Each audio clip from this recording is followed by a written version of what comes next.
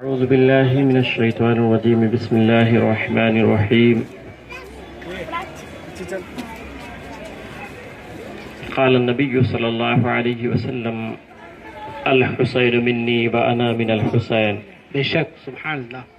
آمنت بالله صدق الله المولى العظيم وصدق رسوله النبي الكريم ونحن على ذلك لمن الشاهدين والشاكرين والحمد لله رب العالمين.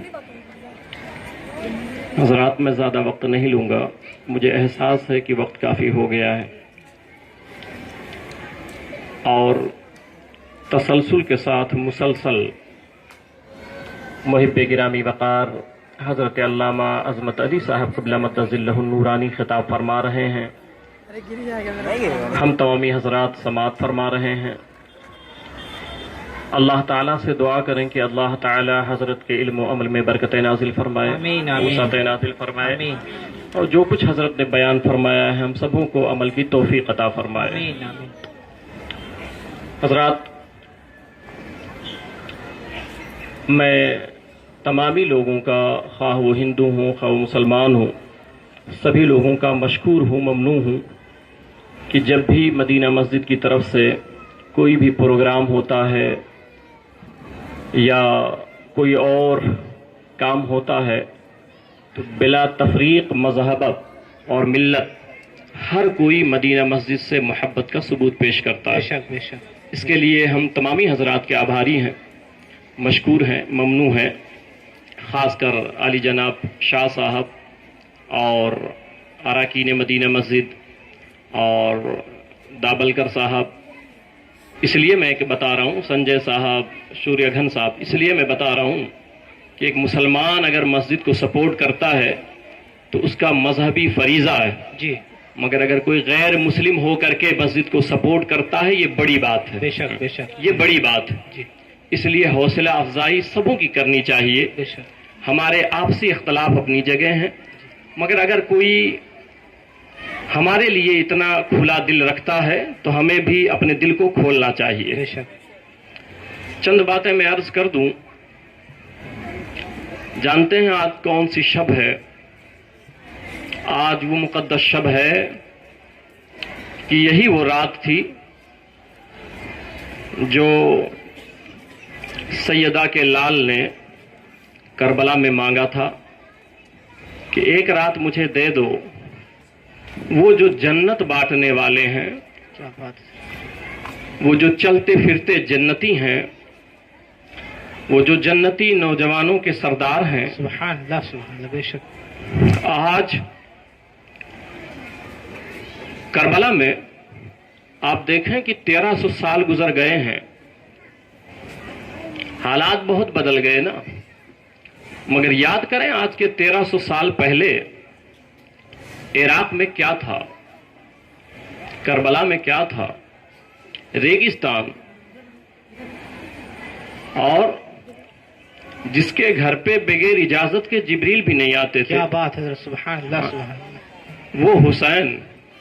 حضرت ابو ہریرہ رضی اللہ تعالیٰ عنہ فرماتے ہیں کہ میں ایک موقع پہ گیا، میں غم حسین بیان کرنا چاہتا ہوں۔ حسین کا غم اصل میں مصطفیٰ کا غم ہے، بے شک بے شک، میرے آقا کا غم، بے شک۔ اور جس کا بیٹا مرا ہونا اس سے پوچھو کہ بیٹے کا غم کیا ہوتا ہے، جس کی بیٹی جوان مر گئی ہو اس کے دل سے پوچھو کہ بیٹی کیسی ہوتی ہے۔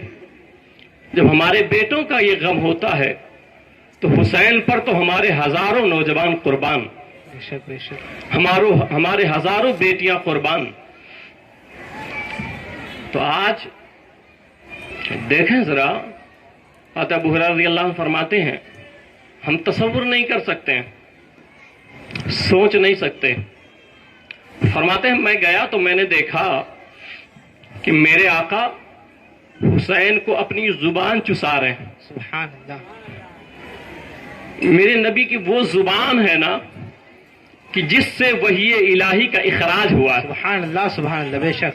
حدیث بھی مصطفیٰ کی زبان پہ، بے شک، قرآن بھی مصطفیٰ کی زبان پہ، بے شک، مگر وہ زبان، ارے جس کا پیر ایسا ہو کہ وہ عرش پہ چلے گئے تو قدم کے نیچے پوری کائنات ہے، کیا بات، پوری دنیا ہے، تو جس کا طلبہ ایسا ہو پھر زبان کیسی ہوگی؟ کیا بات، سبحان اللہ، سبحان اللہ۔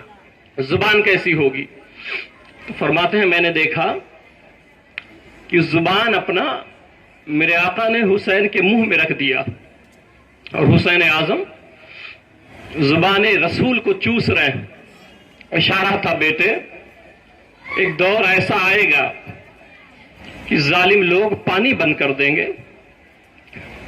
تمہارے ہونٹ سوکھ جائیں گے، ہمیں ایک دن پانی نہ ملے نا تو احساس ہو جائے، اور وہ نبی کا نواسا جس کے گھر سے پوری دنیا سیراب ہوتی ہے سبحان اللہ، اور ہو رہی ہے، اور وہ نبی کا نواسا 3 دن پیاسا رہا، 3 دن بھوکا رہا۔ ذرا سوچیں کہ وہ نہر فرات جس سے پرندہ پانی پی رہا ہے کوئی نہیں منع کرتا، جانور پانی پی رہے ہیں کوئی نہیں منع کر رہا ہے، اگر کوئی روکا ہے کسی کو تو کسی اور کو نہیں، نبی کے شہزادے کو روکا گیا، نبی کے گھر والوں کو روکا گیا۔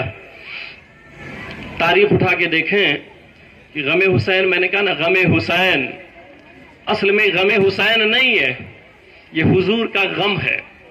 اب یہ تو ہمارے دلوں سے چونکہ وہ محبت نکل گئی نا، وہ کیفیت نہ رہی، حالات اور حوادثات نے دلوں پہ قبضہ کر لیا، ورنہ 40-50 سال پہلے چلے جائیں جب حسین کا ذکر ہوتا تھا تو سب روتے تھے، سبحان اللہ، سب کی آنکھیں نم ہو جاتی ہیں اور ہو جاتی تھی۔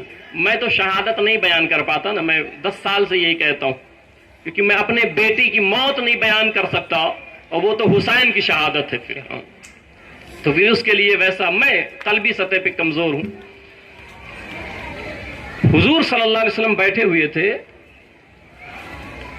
حضرت ام سلمہ رضی اللہ تعالیٰ عنہا آئیں، تو انہوں نے دیکھا کہ میرے آقا رو رہے ہیں، میرے آقا رو رہے ہیں، تو پوچھا آقا آپ کے آنکھوں میں آنسو؟ اگر میرے آقا عبادت بھی زیادہ کرنے لگے نا تو اللہ کہتا ہے، قرآن کی تلاوت زیادہ کرنے لگے تو اللہ سمجھاتا ہے، طٰہٰ ما انزلنا علیک القرآن لتشقیٰ، اے میرے سوڑے چہرے والے، میں نے قرآن اس لیے نہیں اتارا کہ تم مشقت میں پڑ جایا کر، ارے تھوڑا آرام کر لیا کر، سبحان اللہ، اتنا خیال ہے محبوب کا، مگر یہاں آقا رو رہے ہیں۔ پوچھا آقا کیوں رو رہے ہیں؟ نبی کی آنکھ میں آنسو آئے نا بڑی بات ہے، نبی کی آنکھیں اگر نم ہو جائیں نا بڑی بات۔ پوچھا کیوں رو رہے ہیں؟ میرے نبی نے فرمایا میں صرف اس لیے رو رہا ہوں کہ مجھے ابھی فرشتے نے بتایا ہے کہ میرا بیٹا حسین کربلا میں شہید کر دیا جائے گا۔ حضور صلی اللہ علیہ وسلم غم حسین میں رو رہے ہیں، حضور کی آنکھوں میں آنسو، روئے جا رہے ہیں، زاروں قطار رو رہے ہیں۔ یہی نہیں ہے، اور روایتیں آپ پڑھیں کہ وہ حسین کہ ایک مرتبہ حضور صلی اللہ علیہ وسلم اسی گلی سے گزرے تھے تو دیکھا کہ حسنین رو رہے ہیں گھر میں، تو حضور صلی اللہ علیہ وسلم چلے گئے، جا رہے تھے نماز کے لیے مگر نہیں گئے، فاطمہ کے گھر میں چلے گئے، کہا بیٹی فاطمہ یہ حسین کو کس نے رلا دیا؟ حسین کو کس نے رلا دیا؟ فاطمہ نے کہا ابا حضور مجھے خود سمجھ نہیں آتی ہے کہ حسنین کیوں رو رہے ہیں۔ نبی نے فرمایا مت رلایا کرو، جب یہ روتے ہیں مجھے بہت تکلیف ہوتی ہے، ان کو کبھی رونے نہ دیا کرو، ہمیشہ خوشحال رکھا کرو۔ ذرا سوچے کہ جس حسین کو نبی رونے نہیں دے رہے ہیں، وہ روئے تو تکلیف ہوتی ہے، اور جب حسین کے گلے پہ تلوار رکھی گئی ہوگی، جب گلا کسی کو کٹتے تو دیکھا ہوگا نا آپ نے، ذبح ہوتے تو دیکھا ہوگا نا، ارے جب ہم بکرا ذبح کرتے ہیں نا تو دل رو دیتا ہے۔ سوچے جس دن نبی کا شہزادہ ذبح ہوا ہوگا، تو میرے نبی نے فرمایا مت رلایا کرو، مجھے بہت تکلیف ہوتی ہے۔ اب آگے آئے دیکھیں کہ حضور صلی اللہ علیہ وسلم بیٹھے تھے، خطیب بغدادی نے اس روایت کو نقل فرمایا کہ آقا بیٹھے تھے اور ایک طرف حضرت ابراہیم جو حضور کے بیٹے ہیں وہ، اور دوسرے پہلو میں امام حسین رضی اللہ تعالیٰ عنہ۔ ملکن موت آ گئے اور کہا آقا اللہ فرماتا ہے دونوں میں سے کسی ایک کو لے لیں ایک کو دے دیں، ایک کو لے لیں ایک کو دے دیں۔ میرے آقا نے ابراہیم کو دیکھا اور پھر ایک نظر حسین کو دیکھا، ملک الموت سے فرمایا یہ جو میرا بیٹا ابراہیم ہے نا اس کو لے کے چلے جاؤ، اس کی روح نکال لو۔ ملک الموت نے کہا آقا ابراہیم آپ کا بیٹا ہے، آپ کو تکلیف نہیں ہوگی؟ نبی نے فرمایا ملکن موت اگر ابراہیم انتقال کر گیا تو صرف میں روؤں گا، اور اگر حسین انتقال کر گیا تو فاطمہ روئے گی، تو میں اپنا رونا تو برداشت کر سکتا ہوں، میری بیٹی فاطمہ روئے گی میں برداشت نہیں کر پاؤں گا۔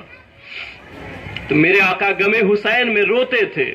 میں نے بتایا نا کہ وہ کیفیت ہمارے دلوں سے نکل گئی، وہ محبت نہ رہی ہمارے دلوں میں، جو محبت ہونی چاہیے وہ نہیں ہے۔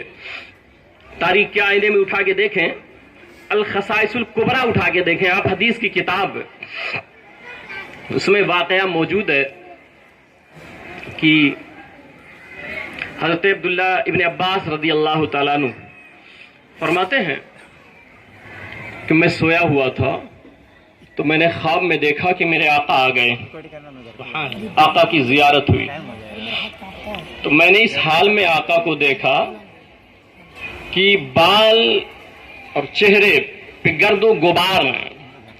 میرے آقا وہ چہرہ نا، اگر ذرہ برابر بھی محبت ہے نا تو تصور کریں وہ چہرہ کہ 40 دن